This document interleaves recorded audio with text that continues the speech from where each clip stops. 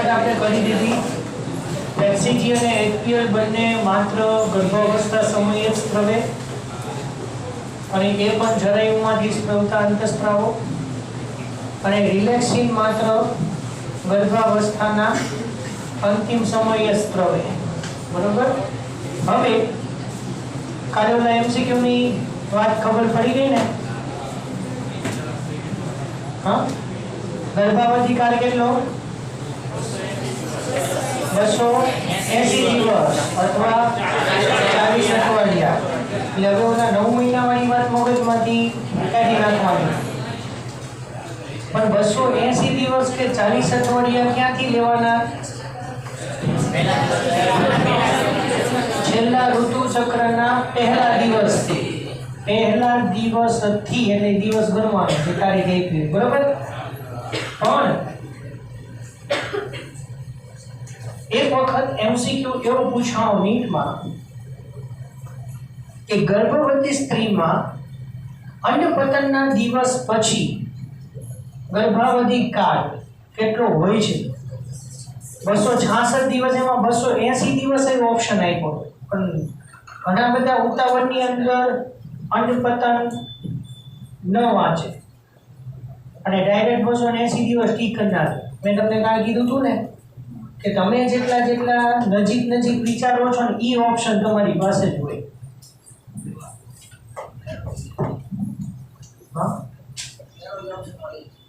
આ એ પહેલો જ હોય ને, છેલ્લે પાછું એવું ન હોય કે આપે બધા કે એક પણ નહીં, આપે પૈકી એક પણ જ આવતું હોય।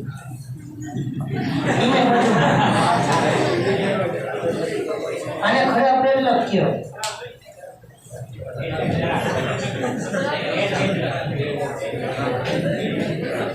ડેવલપ જ્યારે ખરાબ થાય ને ત્યારે આવું થાય।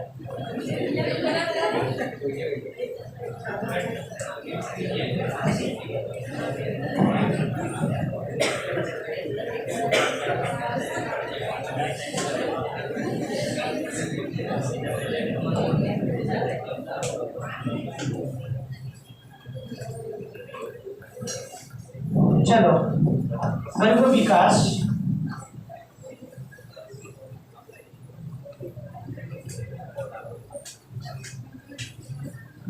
આની અંદર ઘણી વાત છે બરોબર। આપણે માનવની અંદર આપણે સસ્તન વર્ગના પ્રાણીઓ એટલે આપણે ત્રિગર્ભસ્તરી છીએ। પૂછતો નથી, કહું છું। એટલે સૌથી પહેલા 2 ગર્ભસ્તર બને, પહેલા ભ્રૂણીય તક્તિ બને। જો ગર્ભસ્થાપન પછી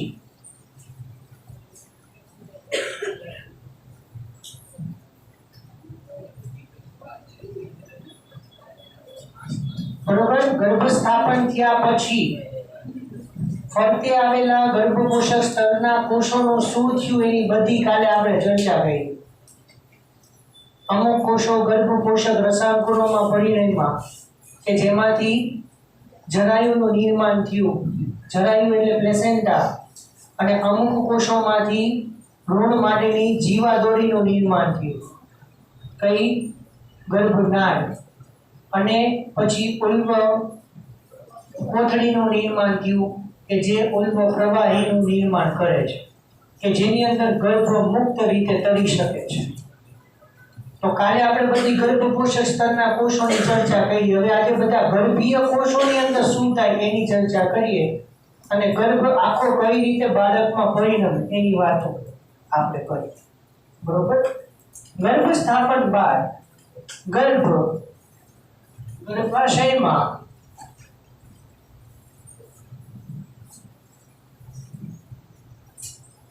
વધુ ઊંડે ઉતરે બરોબર। 2 ભ્રૂણીય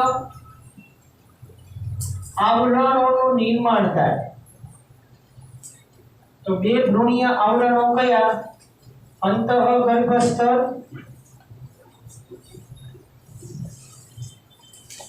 અને બાહ્ય ગર્ભસ્થ, બરોબર? એટલે અંતઃ અને બાહ્ય બે જ ગર્ભસ્થ શરૂઆતમાં હોય, પણ આ છે ભ્રૂણીય તકતીની અંદર. પછી ભ્રૂણીય તકતી પહોળી થઈ વર્તુળાકાર બને અને વચ્ચે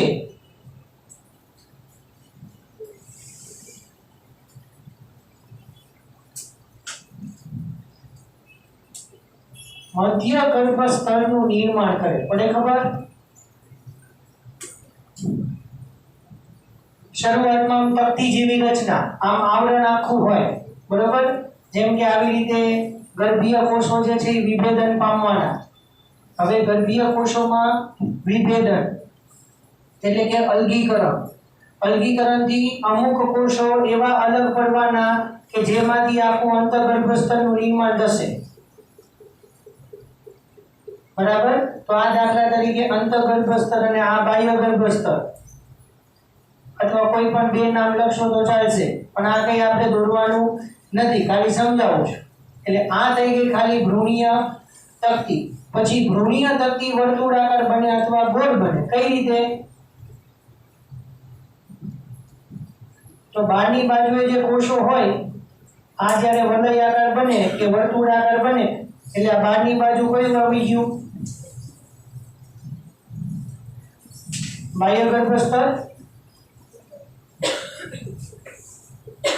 બરોબર? અને એની અંદરનું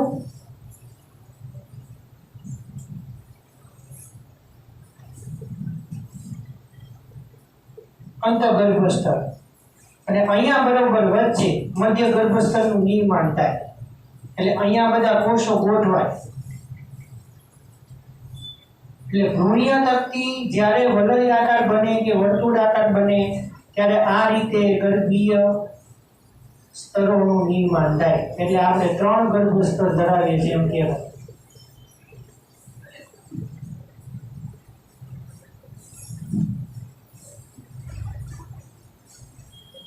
બરાબર? તો દરેક ગર્ભસ્તરમાંથી ત્રિગર્ભસ્તરીય રચના. એટલે હવે ભ્રૂણની અંદર 3 ગર્ભસ્તર બની ગયા, બરોબર? અને આ 3 ગર્ભસ્તરની અંદરથી હવે ચોક્કસ તંત્રોનું નિર્માણ થશે અને ઘણા બધા તંત્રો ભેગા મળી અને સમગ્ર શરીરની રચના કરશે. થોડું સાઈડમાં આવી જઈએ 2 મિનિટ.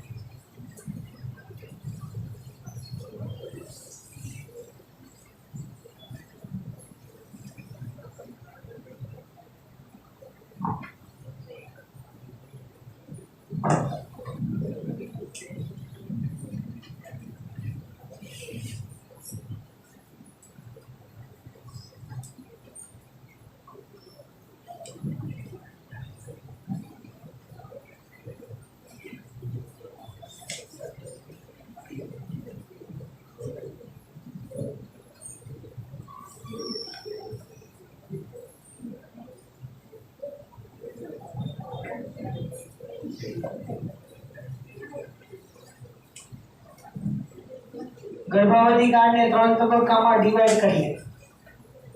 ગર્ભાવસ્થાના 3 તબક્કા, 1 થી 3 મહિના પ્રથમ ટ્રાઇમેસ્ટર,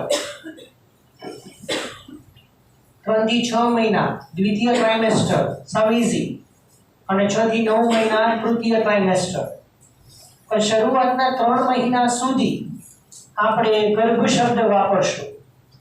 એટલે ફલનથી 3 મહિના સુધીનો સમયગાળો ત્યારે શબ્દ વપરાય ગર્ભ, અને ત્રીજા મહિના પછી શબ્દ વપરાય ભ્રૂણ. એટલે આપણે આ ગર્ભનું ગર્ભાશયમાં સ્થાપન થઈ ગયું પછી શરૂઆતમાં ગર્ભીય વિકાસ થશે અને પછી ભ્રૂણીય વિકાસ થશે. બરોબર? એટલે શરૂઆતમાં ગર્ભીય વિકાસ ખૂબ જ ધીમો, પછી ભ્રૂણીય વિકાસ તો ઝડપી આપણને જોવા મળે. બીજું, તમે સ્ટેમ સેલ સાંભળ્યા છે ક્યારે?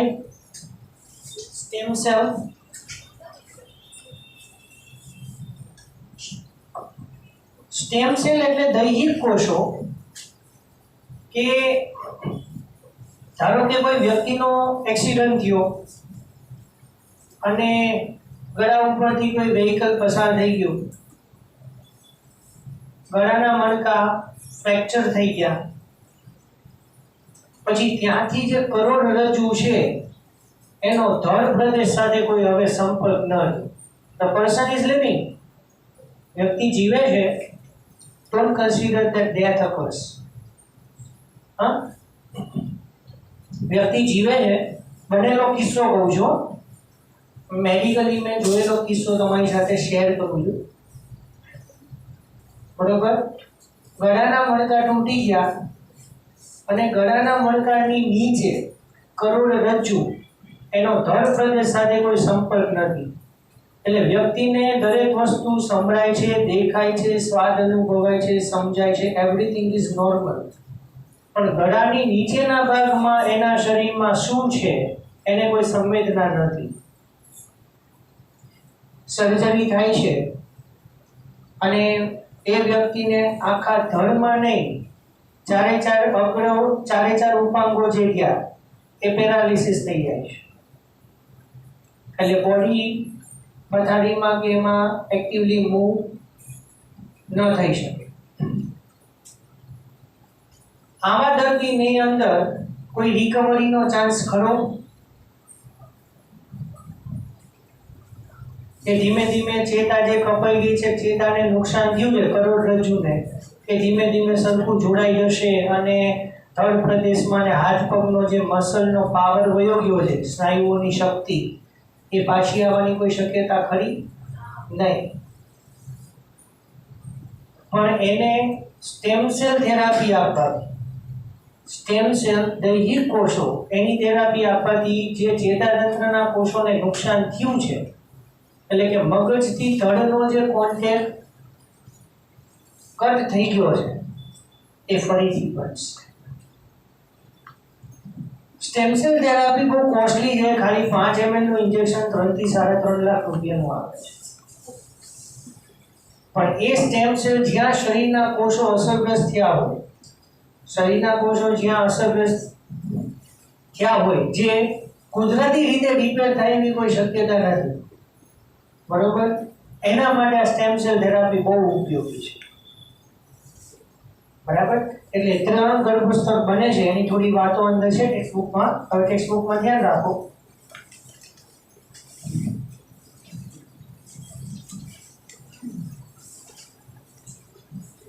ઉપરનો પેરેગ્રાફ વાંચો. ગર્ભાવસ્થા સમયે માતાના શરીરમાં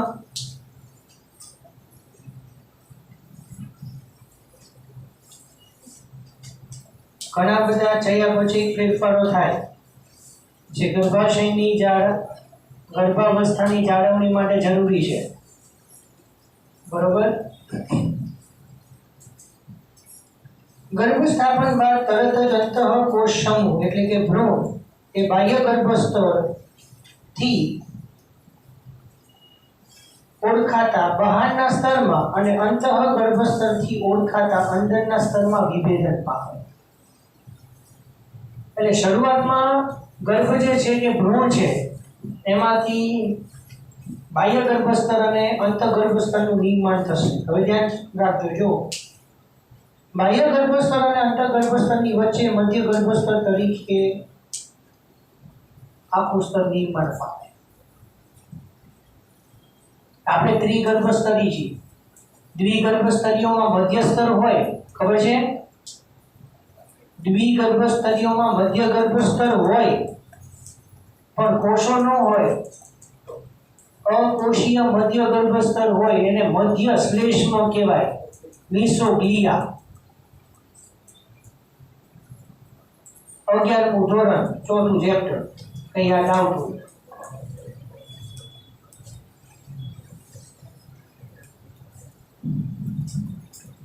આ 3 સ્તરો પુખ્તમાં બધી જ પેશીઓના નિર્માણને વેગ આપે છે. અહીં એ ઉલ્લેખ કરવો જરૂરી છે કે અંતઃકોષ સમૂહ સ્ટેમ કોષો તરીકે ઓળખાતા કેટલાક કોષો ધરાવે છે, જે બધી જ પેશીઓ અને અંગોનું નિર્માણ કરી શકે છે. શરીરની અંદર અમુક સ્ટેમ કોષો છે કે શરીરની અમુક પેશીઓ અને સમગ્ર અંગનું નિર્માણ કરી શકશે. એટલા માટે આપણે સ્ટેમ કોષો બહારથી એટલા માટે નાખ્યા, શેના કારણે? કે શરીરના સ્ટેમ કોષો એને રિપેરિંગ કરવા માટે કે પુનઃસર્જન કરવા માટે સક્ષમ નથી રહ્યા. આ તમારી જાણ માટે, આપણા યકૃતને વધારે નુકસાન થાય તો શરીરની અંદર એક જ માત્ર એવું યકૃત અંગ છે કે જે સૌથી ઝડપી રિપેરિંગ થાય.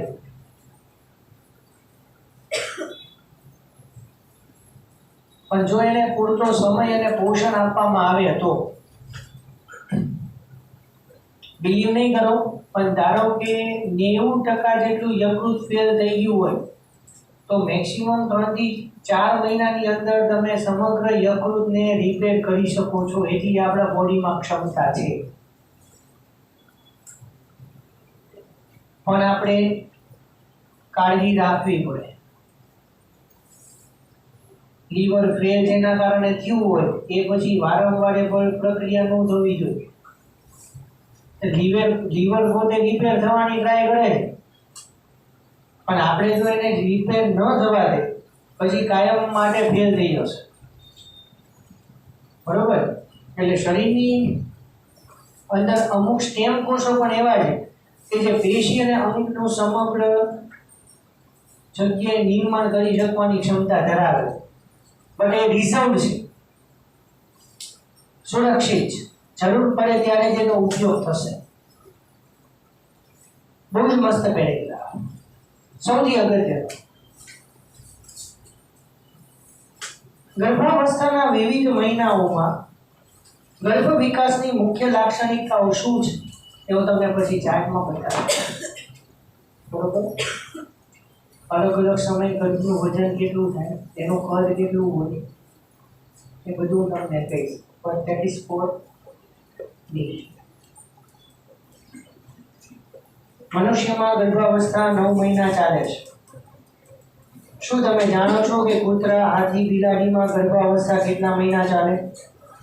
હાથીની અંદર સૌથી વધારે ગર્ભાવધિ કાળ લગભગ 18 થી 19 મહિના, 580 days, 580 દિવસ કેવું કંઈક છે. વર્ષ ઉપર એ ફાઇનલ. સૌથી મહત્તમ ગર્ભાવધિ કાળ હાથીનું હૃદય પણ સૌથી મોટામાં મોટું. અને પ્રાણી સૃષ્ટિની અંદર સૌથી મોટા મોટી જો આંખ હોય તો ઘોડાની.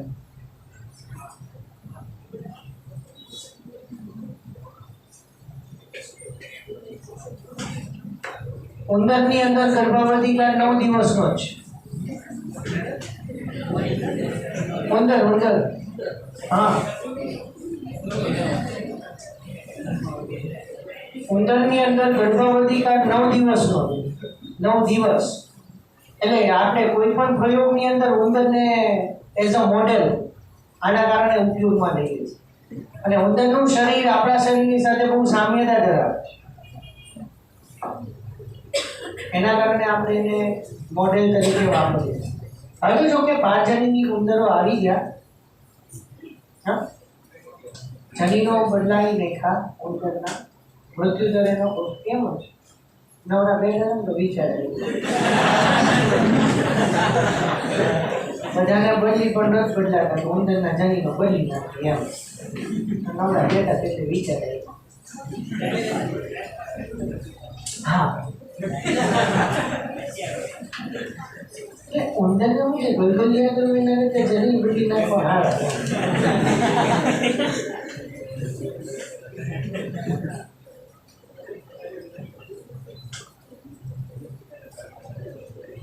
મનુષ્યમાં 1 મહિનાની ગર્ભાવસ્થા બાદ બધી જ લાઈન અગત્ય છેક સુધી ઓકે મનુષ્યના 1 મહિનાની ગર્ભાવસ્થા બાદ ભ્રૂણનું હૃદય નિર્માણ પામે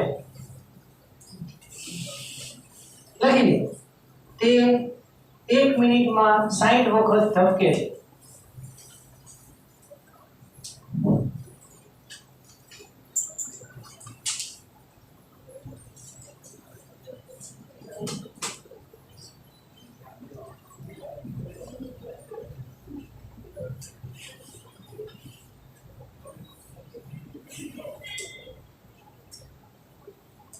તે 1 મિનિટમાં 60 વખત ધબકે છે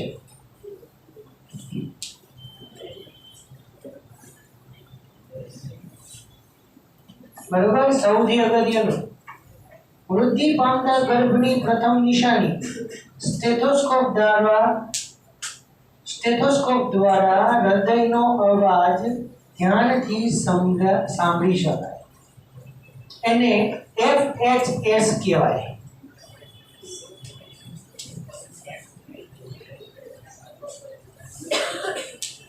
માતાના હૃદયના ધબકારાને સાંભળવાનો fetal heart sound fetal heart sound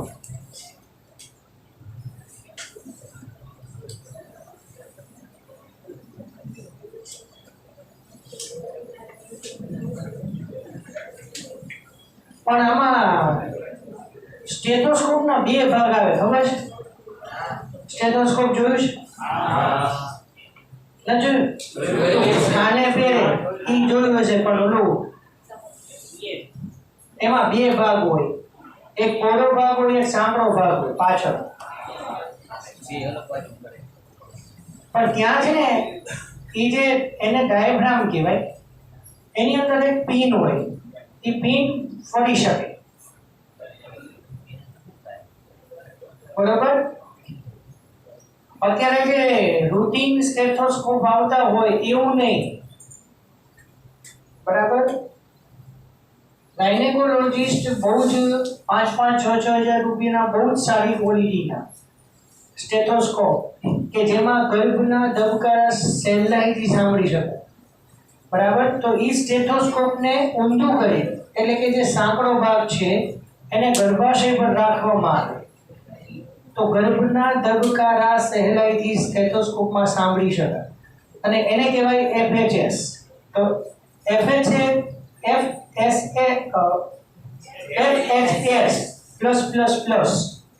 મતલબ કે fetal heart sound is positive ગર્ભના હૃદયના ધબકારા સંભળાઈ રહ્યા છે એટલે ગર્ભ જીવિત છે એમ કહેવાય એટલે સ્ટેથોસ્કોપની મદદથી ગર્ભના ધબકારા સાંભળી શકાય એ ગર્ભ જીવિત છે એની નિશાની ગર્ભાવસ્થાના 2જા મહિનાના અંતે ગર્ભના ઉપાંગો અને આંગળીઓ વિકસે છે પણ 2જા મહિનાના અંતે ગર્ભ હજી ઉપાંગો અને આંગળીઓનું હલનચલન દર્શાવશે નહીં આંગળીઓનું હલનચલન દર્શાવે એટલે માતાને હજી ગર્ભનું હલનચલન 2જા થી 3જા મહિના સુધી કઈ ખબર પડશે નહીં 12 અઠવાડિયાના અંતે કેટલું લેવું 3 મહિના પછી 12 મહિનાના અંતે 12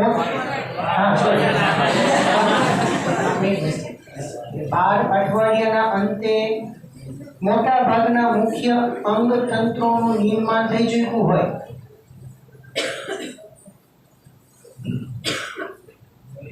12મા અઠવાડિયે એટલે કે ત્રીજા મહિનાના અંતિમ ભાગની અંદર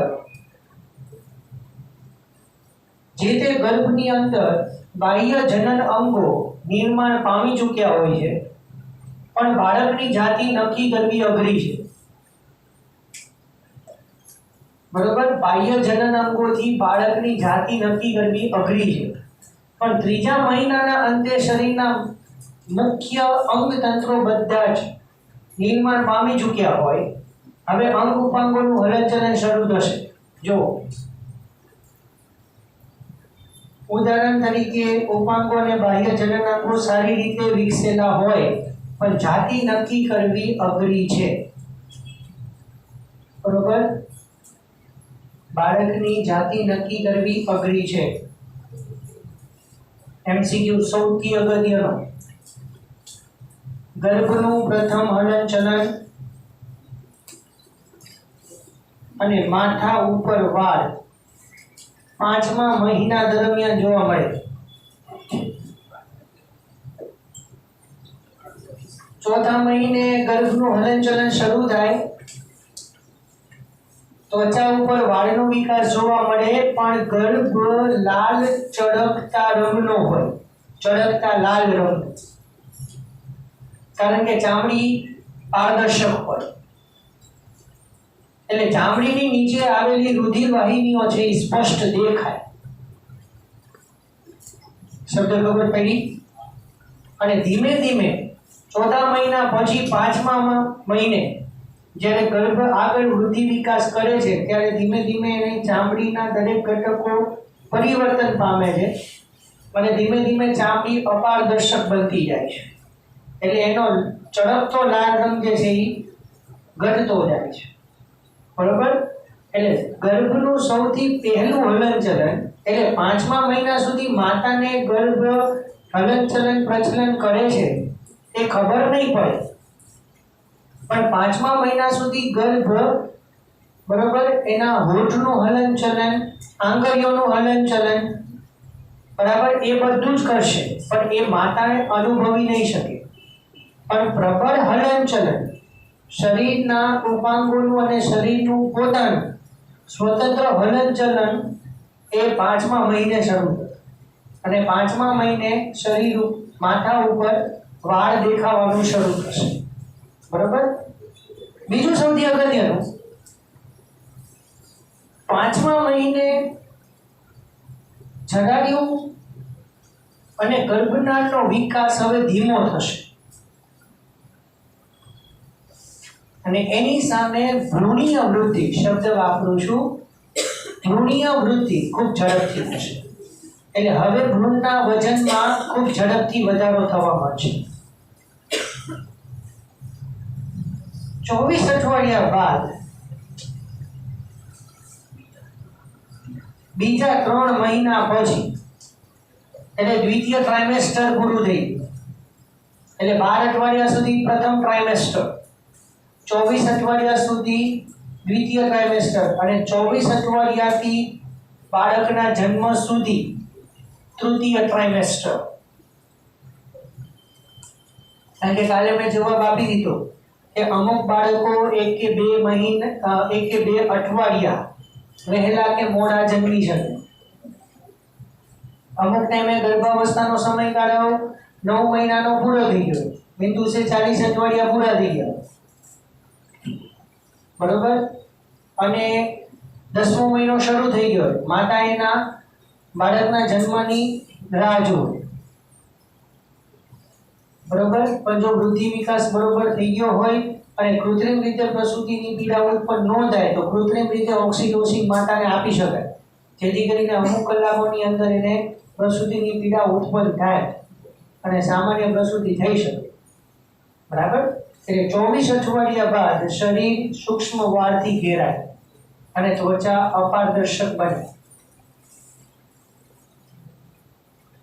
શરૂઆતમાં 5મા મહિનાની અંદર ચામડીની નીચે ચરબીનો ભરાવો પણ ઓછો થાય છે. એટલે ચામડી કરચલી યુક્ત પણ બને છે.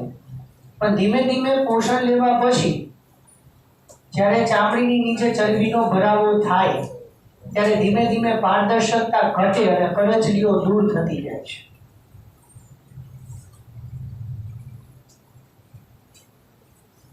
24 અઠવાડિયા પછી આંખના પોપચા અલગ થાય એટલે ભ્રૂણ હવે પોતાની આંખ ખોલે છે. એટલે શરૂઆતમાં આંખની કલિકા જે છે એની બનેલી હોય એટલે આંખો પછી આંખનું નિર્માણ ન થાય ત્યાં સુધી એની આંખો બંધ જ હોય. એટલે 24 અઠવાડિયા પછી આંખના પોપચા એકબીજાથી જુદા પડે, પાપણોનું નિર્માણ થાય.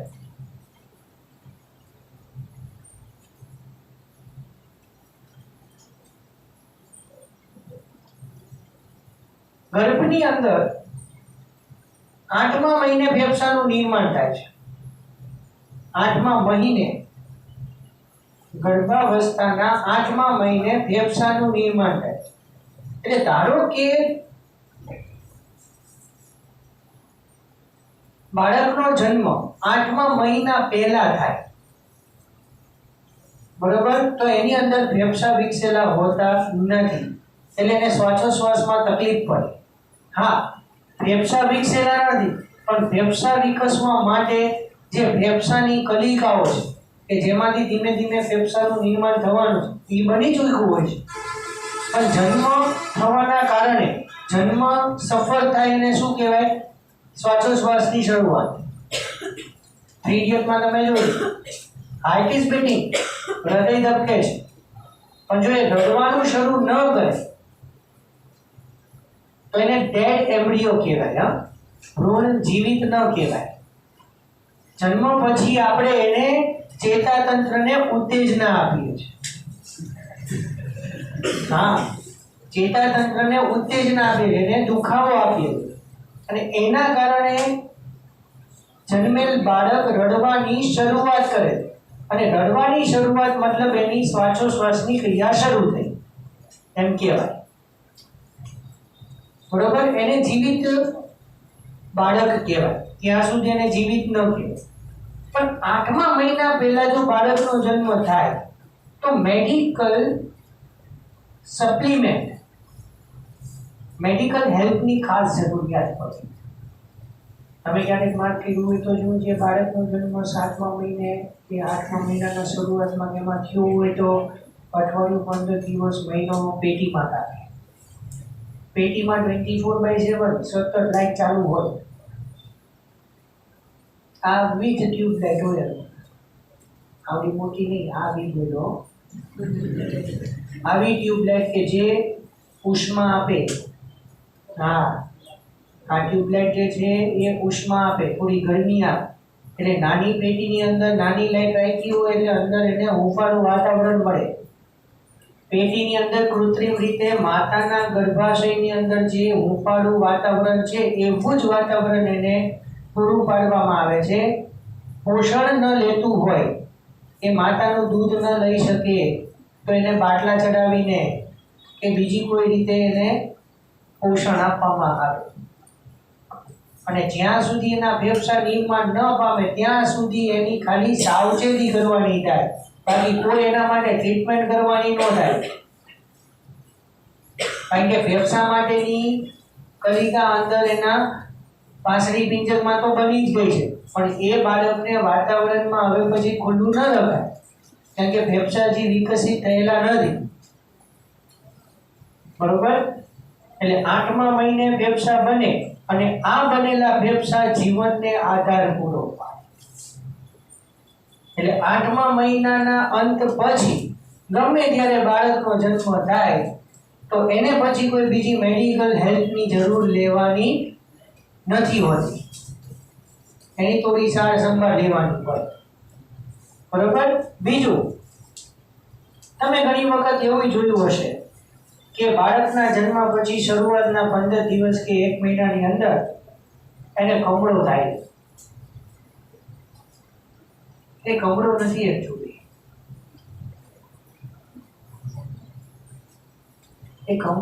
એકચ્યુઅલી, એ જે નવું જન્મેલું બાળક વાતાવરણની સાથે અનુકૂલન કરવાનો પ્રયત્ન કરી રહ્યું છે, બરોબર? તાજા જન્મેલા બાળકને 1 મહિના સુધી રોજ સવારે કલાક, 1.5 કલાક, 2 કલાક કુમળો તડકો અથવા તો ટ્યુબલાઇટની નીચે એના કિરણો થોડા નજીક રહે, ઉષ્મા આપે, એ રીતે જો બાળકને આ રીતે 15 દિવસ 1 મહિનો રાખવામાં આવે તો એને કમળો ક્યારે નથી થતો. એ કમળો નથી, એકચ્યુઅલી તાજું જન્મેલું બાળક વાતાવરણ સાથે અનુકૂલન કરવાનો પ્રયત્ન કરી રહ્યું છે, બરાબર? પણ આપણે એને કમળો નામ આપીએ અને એ કઈ વાંધો નહીં, કમળો નામ આપો એવું જોયું હોય તો તાજું જન્મેલું બાળક કમળો કયો હોય હોસ્પિટલમાં દાખલ કર્યો તો પેટીમાં જ રાખે, પેટીમાં એને ટ્યુબલાઇટનો જ પ્રકાશ આપે. આ પૂછી જવું કોઈને એવી રીતે થયું હોય તો તમને આઈડિયા આવી જશે, બરાબર? ગર્ભાવસ્થાના 9 મહિના બાદ ગર્ભ સંપૂર્ણ વિકસિત થઈ જાય છે અને પ્રસૂતિ માટે તૈયાર થાય છે. આટલું લગતા વાર નહીં લાગે ને? તો પ્રસૂતિ અને દૂધ સ્ત્રાવની થોડી વાર 5-1 મિનિટમાં પૂરી કરી દે.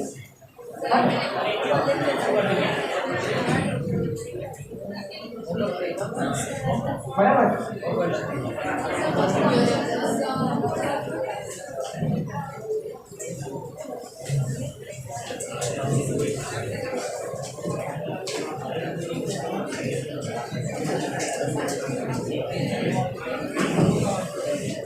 ચલો 5-1 મિનિટ ધ્યાન રાખો.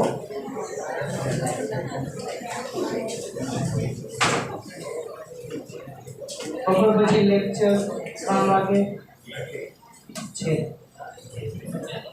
કઈ વાંધો નહીં, સ્કૂલ મૂકી દેશું.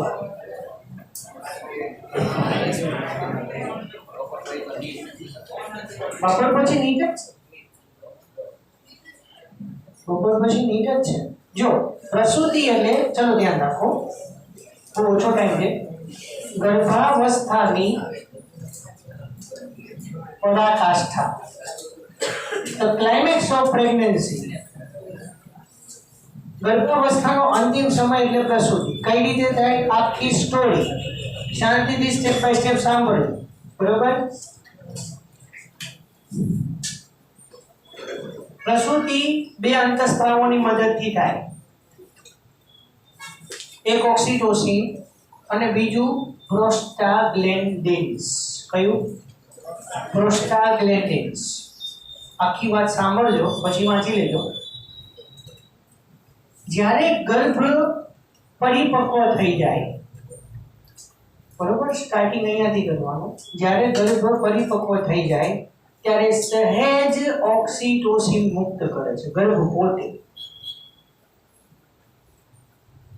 આ સહેજ ઉત્પન્ન થયેલું ઓક્સિટોસિન જરાયુને મળે છે. કઈ ખબર? પરિપક્વ ગર્ભ ભ્રૂણ. પરિપક્વ ભ્રૂણ એના માતાને સંદેશો આપે છે કે નાઉ આઈ એમ રેડી ફોર ધી બર્થ. હવે જન્મ માટે તૈયાર છે, પણ એને જન્મ માટે માતાને ઉત્તેજના આપવી પડે. તો આ રીતે આપે છે. પરિપક્વ ભ્રૂણ સહેજ ઓક્સિટોસિન ઉત્પન્ન કરીને જરાયુને આપે. જરાયુ પ્રોસ્ટાગ્લેન્ડિન બનાવે.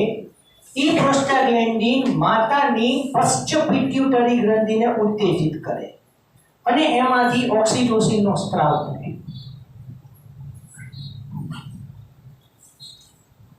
આ ઓક્સિટોસિન માતાના રુધિરમાં ભળે એટલે ગર્ભાશયના સ્નાયુઓનું સંકોચન શરૂ થાય.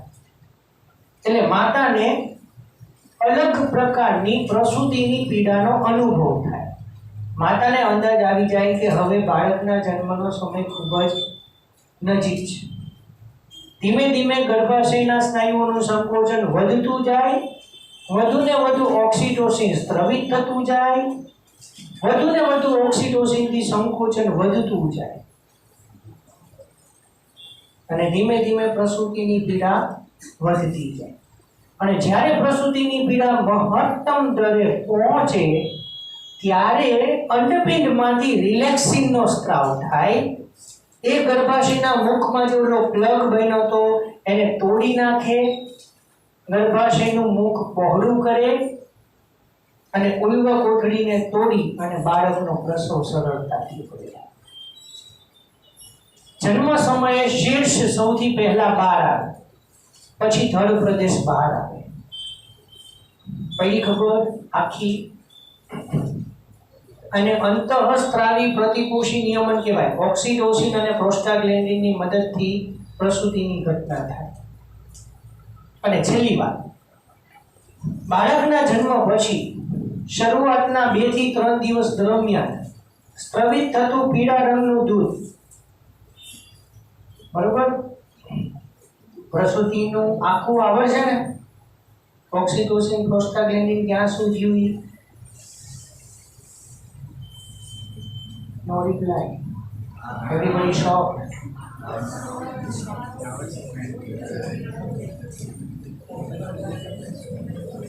બાળકના જન્મ પછી લેક્ટેશન એટલે કે સ્તનપાનના દિવસોમાં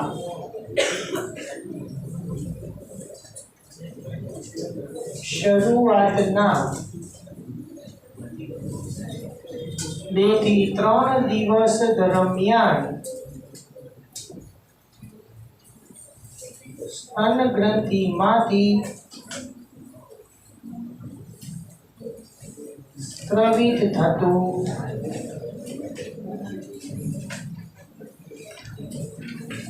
પીળા રંગનું દૂધ, જેને કહેવાય કોલોસ્ટ્રમ અથવા નવસ્તન્ય,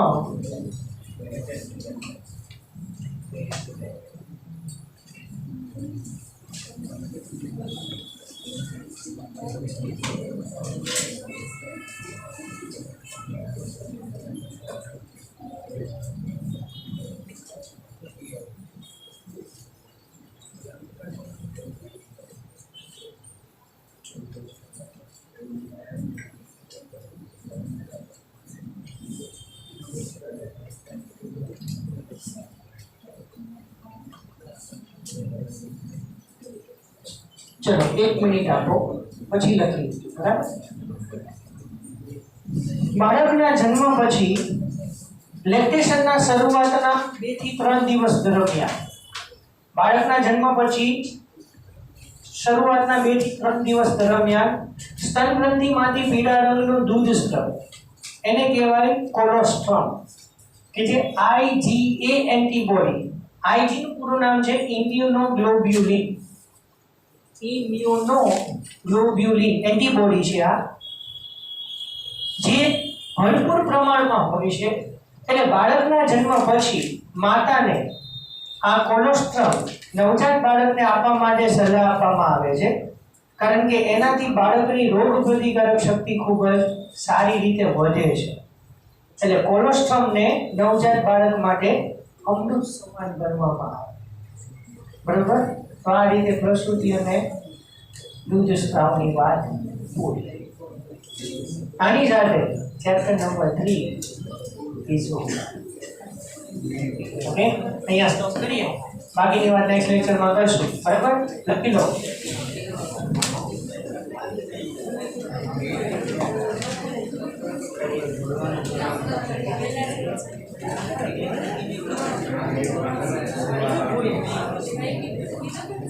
Thank you.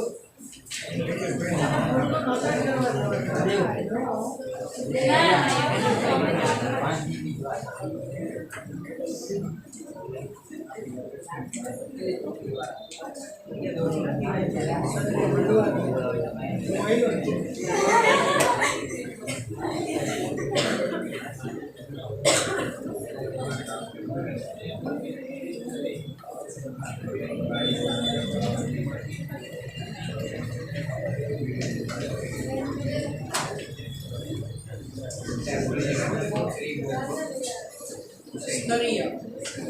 ¿Serio? Vale.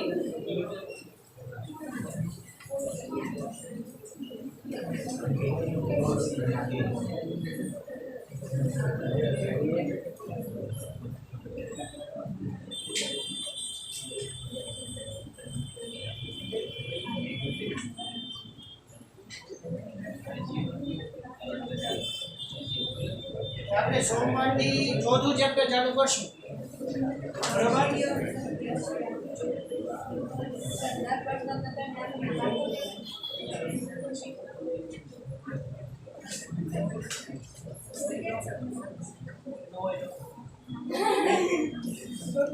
શું કામ હોય?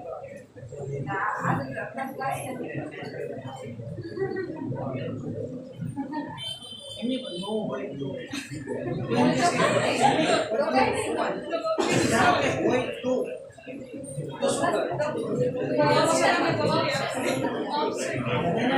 શું ડિસિઝન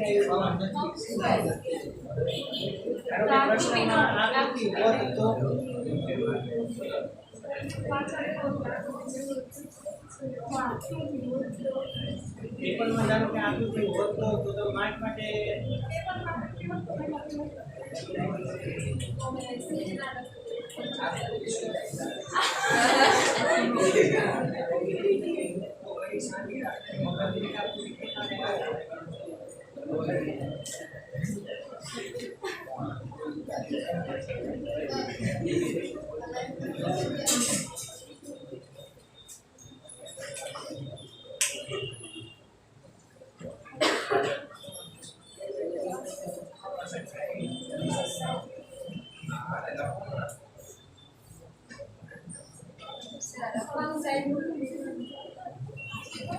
લખજો બધું માહિતી મળ્યું.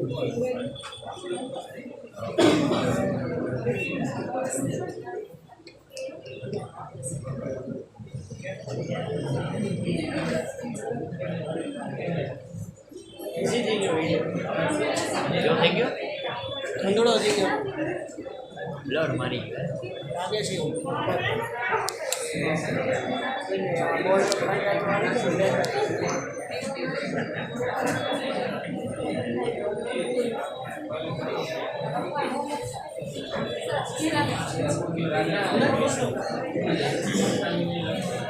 તમે આવીને 5 મિનિટનો ટાઈમ લઈ લખી લે.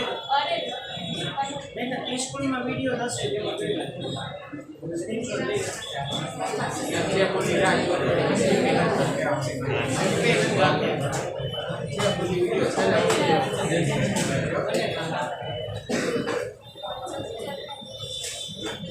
હા સોમવારે જોઈએ